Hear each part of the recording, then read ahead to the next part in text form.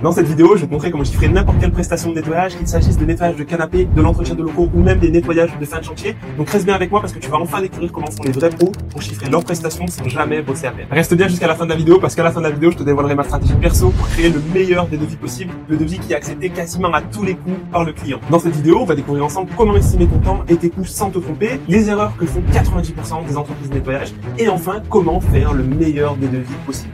Si tu me connais pas, moi c'est Idriss, j'ai monté mon business nettoyage il y a plus de 5 ans, business qui aujourd'hui me rapporte plusieurs dizaines de milliers d'euros par mois. Cette entreprise est devenue un réseau de franchise de nettoyage, j'ai même monté ma propre marque de produits de nettoyage et aujourd'hui j'accompagne des entrepreneurs ambitieux à lancer un business de nettoyage rentable. Et d'ailleurs si le business de nettoyage t'intéresse, pense à t'abonner parce que toutes les semaines je sors des vidéos où je donne plein de valeurs et d'astuces pour que toi aussi tu puisses lancer ton activité. Avant de rentrer dans le chiffrage en détail des différentes prestations, il est super important de comprendre les bases pour chiffrer n'importe quel chantier de nettoyage. Peu importe la mission que vous allez chiffrer, vous devez au préalable connaître deux variables. Ces deux variables, elles sont hyper importantes parce que c'est elles qui vont vous aider à déterminer le prix minimum de votre prestation. Et les deux variables dont je vous parle, c'est le temps estimé pour faire la prestation et le coût que ça va vous coûter à vous pour faire le nettoyage. Parce que oui, quand vous allez aller faire des prestations de nettoyage, ça vous coûte aussi de l'argent. C'est hyper important d'estimer ces deux variables parce que c'est ce qui va vous aider à chiffrer votre tarif minimum en dessous duquel vous ne pouvez pas bosser, sinon vous n'êtes pas rentable. Et je vais vous donner un exemple concret. Imaginons que vous allez chez Madame Robert pour nettoyer son canapé. Madame Robert, elle se trouve à 15 minutes de chez vous. Donc vous avez déjà 15 minutes de trajet. Et pour nettoyer un canapé de 2-3 places, il vous faut environ 45 minutes. Déjà au niveau variable de temps, on sait que cette prestation va vous prendre 1 heure. Maintenant, il faut estimer les coûts. Madame Robert, elle a 15 minutes, donc on va estimer que vous allez utiliser 5 € d'essence. En plus de l'essence, il vous faut du produit pour nettoyer son canapé. L'avantage dans le nettoyage, c'est que les charges sont pas très lourdes et pour nettoyer un canapé, il va vous falloir environ 50 centimes de produit. Là, ce que l'on va faire pour le calcul, c'est qu'on va partir sur 1 € de produit.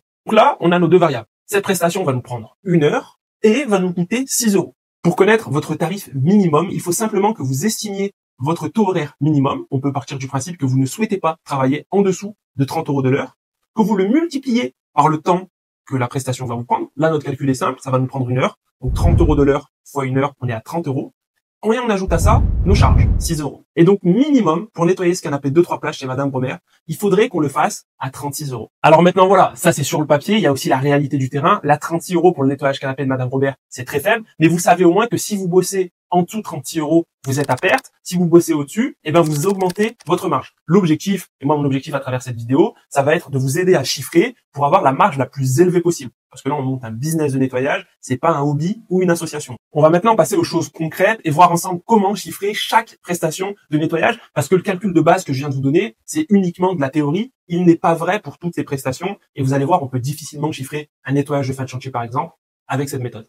On va commencer avec un classique et on va voir ensemble le chiffrage du nettoyage de textile. Alors le nettoyage de textile, c'est une niche très demandée, il y a énormément de boulot et beaucoup de débutants commencent par là quand ils lancent leur business de nettoyage. Vous allez voir, chiffrer une prestation de nettoyage canapé, tapis ou matelas, finalement, c'est pas très compliqué. La niche du nettoyage de textile, c'est l'une des seules niches où le chiffrage ne se fait pas sur devis. Il faut que vos prix soient annoncés en amont aux clients ou sur votre site internet. Là, vous allez peut-être me dire, Idriss, si j'annonce mon prix en amont, comment je vais pouvoir chiffrer la variable de temps parce que je ne sais pas combien de temps je vais aller chez mon client sans connaître son adresse. C'est pour ça qu'il va falloir qu'on définisse des prix avec des marges très élevées afin d'être rentable, peu importe la localisation du client. Bien sûr, derrière, il faut aussi définir une zone de chalandise, c'est-à-dire la zone dans laquelle vous allez aller travailler. En général, moi, par exemple, je vais 30 minutes autour de chez moi, pas plus. Au-delà, c'est trop loin. Et dans ce cas-là, si le client veut vraiment que je vienne, eh ben, il y a des frais supplémentaires à prévoir. Donc, pour définir les tarifs, finalement, c'est relativement simple. Moi, ce que je vous invite à faire dans un premier temps, c'est de connaître les tarifs de vos concurrents. C'est hyper important, c'est normal. Dans un business, on est en concurrence avec d'autres entreprises. Il faut que vous sachiez combien le concurrent facture pour la même prestation. Ça ne veut pas forcément dire qu'il faut être moins cher que le concurrent. Par contre, c'est sûr que vous ne pourrez pas être 2 fois plus cher pour la même prestation. Ça sera pas forcément justifié et vous aurez du mal à trouver des clients. Et là, vous avez deux stratégies. Vous pouvez soit vous mettre légèrement moins cher que le concurrent pour attirer les clients à vous, soit vous mettre au même prix ou légèrement plus cher, mais dans ce cas-là, avoir un facteur différenciant. C'est-à-dire appliquer une prestation qu'il ne fait pas. Dans un nettoyage de canapé, par exemple, si votre concurrent facture 80 € pour le nettoyage du canapé seul, vous pouvez facturer 90 € pour le nettoyage du canapé avec un traitement à la vapeur. Donc vous êtes 10 € plus cher, mais vous offrez aussi une prestation supplémentaire. Donc là, après, ça va dépendre de ce que vous voulez créer. Moi, je suis partisan du low cost qui devient premium, un peu comme l'ont fait les magasins Lidl. Au départ, c'était vraiment pas cher. On attire du monde chez nous.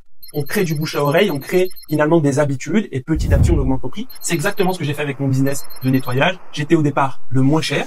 Je suis aujourd'hui le plus cher, mais j'ai les clients qui continuent de venir chez moi parce qu'ils me connaissent, ils sont satisfaits de mon travail et ont pris leurs habitudes. Donc vous l'avez vu, finalement, c'est assez simple de chiffrer un nettoyage de canapé, de tapis ou de matelas. Sur votre site internet, vous allez mettre des tarifs qui sont très concurrentiels, donc un peu moins cher que la concurrence ou au même prix avec potentiellement un facteur différenciant. Passons maintenant à la deuxième niche, à savoir les entretiens de locaux. On me demande souvent comment chiffrer une prestation de nettoyage hebdomadaire dans un bureau, dans une pharmacie, dans une salle de sport, peu importe. Et là, vous allez voir, finalement, c'est pas très compliqué parce que le prix est toujours le même. Vous devez facturer au taux horaire entre 25 et 40 euros maximum TTC. Alors attention, je dis bien TTC parce que vous allez travailler avec des professionnels, potentiellement des boulangeries, des kinés, des salles de sport, peu importe. C'est des pros qui, eux, payent la TVA.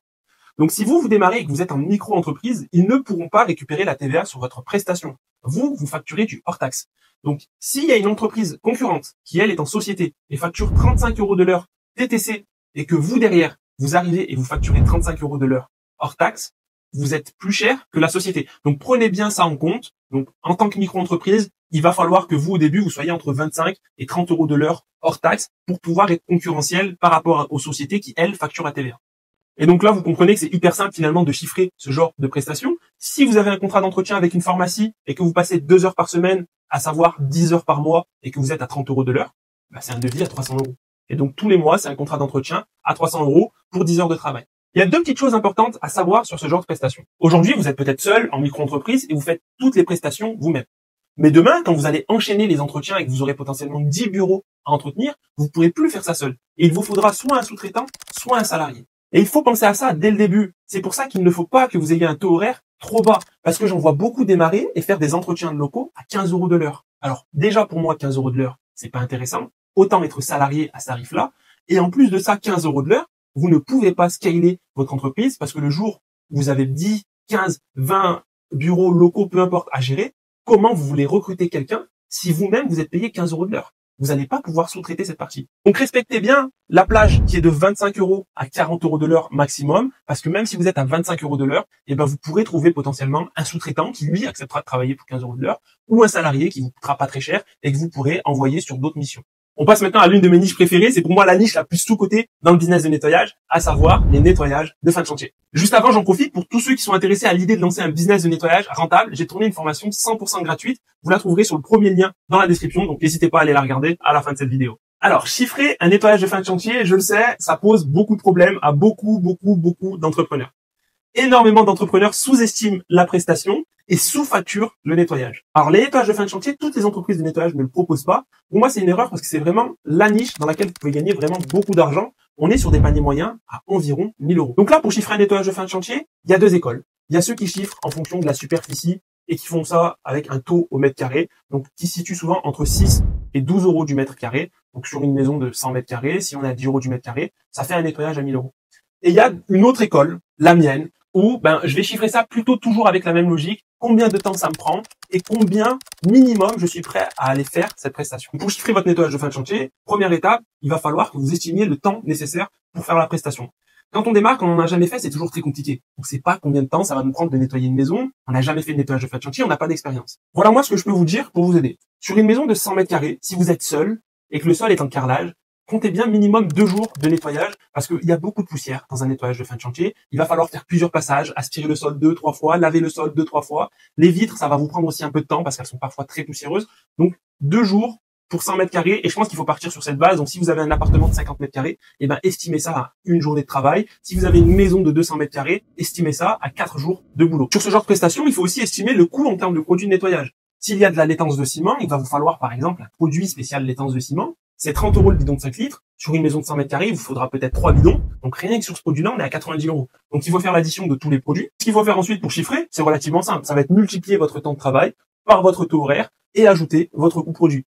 Donc si vous estimez le chantier à 20 heures de travail, à savoir environ 2 grosses journées ou 2 jours et demi de boulot, c'est ce qui peut représenter un nettoyage d'une maison de 100 mètres carrés par exemple, on est sur 20 heures fois 50 euros si on est à 50 euros de l'heure. Donc on est déjà à 1000 euros.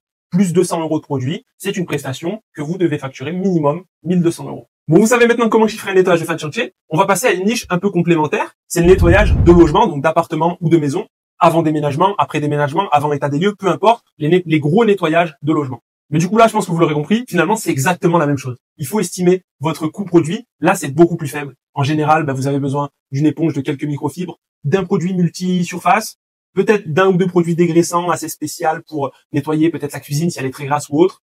mais derrière, c'est tout. En général, vous en avez pas pour plus de 100 euros de produit. Et là, vous estimez votre temps. Sur le nettoyage d'un appartement qui est vide avant déménagement de 50 mètres carrés, si vous en avez pour 6 heures, vous faites 6 heures fois 50 euros votre tarif horaire, plus votre produit, et vous avez votre tarification. C'est relativement simple. Ne facturez pas les nettoyages d'appartement à 20 euros de l'heure. Là, c'est pas du ménage classique. C'est une erreur que font beaucoup d'entrepreneurs et d'entrepreneuses qui se lancent dans le business de nettoyage. C'est que toutes celles et ceux qui étaient par le passé hommes, femmes de ménage et qui travaillaient pour 15, 20 euros de l'heure sur des plateformes comme Wikasa ou même au sein d'une boîte en tant que salarié, elles ont tendance à réappliquer ce tarif-là de 20 euros de l'heure dans leur propre boîte. C'est juste impossible. Si vous êtes à 20 euros de l'heure, vous déclarez à l'URSSAF, vous tombez déjà à 12, 13 euros de l'heure. Sur les prestations de nettoyage d'appartement, il faut au moins que vous soyez à 35 euros de l'heure. Et moi, je pense que minimum, sur toutes vos prestations, il faut au moins que vous partiez sur une base de 35 euros de l'heure. Sauf pour les nettoyages et les entretiens de bureaux, de locaux, où là, vous pouvez être un peu plus bas parce que, en général, ils fournissent les produits, donc vous n'avez pas cette partie charge en termes de produits. Et surtout, c'est du récurrent. Donc, c'est du récurrent. Vous allez venir dans ce bureau toutes les semaines. Donc là, vous pouvez vous permettre d'être un peu en dessous. Parce que là, c'est garanti. Mais toutes les prestations qui n'ont pas de récurrence, c'est minimum 35 euros de l'heure. Ça, faut vraiment que vous l'ayez en tête. Et donc, pour du nettoyage d'appartement, le calcul est simple. Vous prenez le temps que ça va le temps estimé pour faire la prestation. Vous le multipliez avec votre taux horaire qui vous est propre. Moi, aujourd'hui, j'estime que 50 euros, c'est le minimum quand on démarre. Et moi, quand j'ai démarré, j'étais à 35 et c'était très bien. Donc voilà, vous le multipliez, vous ajoutez à ça vos charges, donc vos produits, votre essence et peu importe. Et derrière, vous allez faire votre prestation assez tranquillement. Bon, vous savez maintenant comment chiffrer chaque type de prestation de nettoyage. Vous ne pourrez plus dire, je ne sais pas comment estimer le tarif de cette prestation. Maintenant que vous savez estimer le tarif, il faut aussi pouvoir faire un devis irrésistible. Et je vais vous montrer comment faire le meilleur des devis possibles. Vous allez voir, c'est très très simple et on va faire ça ensemble sur mon PC. Juste avant que je vous montre comment faire le meilleur des devis possibles, pour tous ceux qui sont ultra motivés à l'idée de lancer un business de nettoyage rentable, qui veulent changer de vie, qui veulent vivre de leur business de nettoyage et atteindre le chiffre de 6 000 euros par mois minimum grâce à leur business de nettoyage, je vous invite à cliquer sur le deuxième lien dans la description. Vous allez pouvoir prendre un appel avec moi, donc un rendez-vous, et on va voir ensemble si je peux vous aider et vous accompagner à lancer votre business de nettoyage. Pour toutes les prestations qui nécessitent l'envoi d'un devis au préalable. Alors ici, on parle pas de nettoyage de canapé, tapis, matelas, là, il n'y a pas besoin d'envoyer de devis. Mais toutes les autres prestations, les grosses prestations, il faut que vous envoyiez un devis. Et votre devis va être en concurrence avec le devis d'autres entreprises de nettoyage. Donc c'est important de pas faire n'importe quoi, parce que c'est dans cette étape que beaucoup d'entreprises pêchent et loupent forcément le coche et non pas de chantier de nettoyage. Donc il faut envoyer un devis irrésistible qui augmente la perception de valeur qu'a votre client auprès de votre devis et qui va donner envie au client de choisir votre entreprise plutôt que celle du concurrent. Pour augmenter la perception de valeur d'un devis, c'est relativement simple. Je vous donne un exemple. Un client fait une demande de devis auprès de 3 entreprises pour un nettoyage de fin de chantier. Ce que font aujourd'hui beaucoup d'entreprises de nettoyage, c'est peut-être ce que vous faisiez également aujourd'hui, c'est qu'elles vont simplement écrire nettoyage de fin de chantier d'une maison de 110 mètres carrés, 1500 euros. Point. C'est tout. En gros, le devis, c'est ça. Juste une phrase, 1500 euros. Mais là, faut se mettre à la place du client. Le client, il reçoit un devis, c'est sûrement la première fois de sa vie qu'il fait faire un nettoyage de fin de chantier. Il voit un devis où il y a simplement écrit nettoyage de fin de chantier, 1500 euros. Il sait pas ce que ça inclut, il sait pas qu'est-ce qui va être nettoyé, pas nettoyé, les délais. C'est trop vague, trop flou. Et là, la valeur perçue du devis, elle est nulle, en fait. Elle est vraiment nulle. Ce qu'il faut faire plutôt, ça va être de détailler un maximum les prestations. Pour ça, moi, je vous invite à utiliser ChatGPT. Donc, je vous montre sur le PC. Je vais simplement demander, donc, de me donner le détail des prestations pour un nettoyage de fin de chantier d'une maison neuve, 200 mètres carrés. L'objectif est d'augmenter la perception de valeur de mon devis. Et donc, en gros, là, ce que ChatGPT va faire, c'est simplement qu'il va venir me détailler tout ce que je vais venir faire sur le nettoyage de fin de chantier. Donc, ça me rajoute pas de boulot parce que finalement, c'est inclus dans mon tarif. Mais le gars qui a juste mis nettoyage de fin de chantier à 1500 euros, il va faire toutes les prestations que ChatGPT va nous citer. Mais ça, le client ne le sait pas parce qu'il ne l'a pas noté dans le devis. Et donc, je vous montre dépoussiérage et nettoyage en profondeur. Et vous le voyez, c'est ultra complet. Élimination des poussières de chantier, cadre de porte, aspiration professionnelle, nettoyage des placards, désinfection des points de contact. Est-ce que vous avez déjà pensé à mettre désinfection des points de contact dans votre devis? Vous imaginez pas à quel point le client, il voit ça et il se dit, wow, désinfection des points de contact, c'est incroyable. Les poignées, elles ont été touchées par des mecs qui bossaient sur le chantier, qui avaient forcément les mains sales, ce genre de choses. Vous allez venir et les désinfecter. Mais ça, de base, c'est inclus dans n'importe quel devis nettoyage de fin de chantier. C'est juste que si vous ne le notez pas sur le devis, le client ne le sait pas. Donc, vous voyez, c'est un exemple parmi tant d'autres. Donc, nettoyage des vitrages et menuiseries. À chaque fois, c'est hyper bien détaillé. Nettoyage des sols, pareil, c'est hyper bien nettoyé. Enfin, détaillé. Cuisine sanitaire, débarras des résidus de chantier, finition haut de gamme. En plus, on se permet de mettre des mots qui, forcément, augmentent la perception de valeur. Finition haut de gamme. Et donc, derrière, moi, je vous pose une simple question. Si vous recevez un devis qui est ultra détaillé, comme celui-ci, à 1700 euros, et un devis où il y a rien, c'est pas détaillé, il y a juste écrit nettoyage fin de chantier à 1500 euros, moi, je peux vous dire que vous allez choisir le devis à 1700 euros. Parce que vous sortez d'un chantier, ça vous a pris plusieurs mois, peut-être même plusieurs années. Vous arrivez à la fin, vous soufflez enfin, vous avez enfin envie de poser vos valises et d'emménager dans votre nouvelle maison, dans votre nouvel appartement.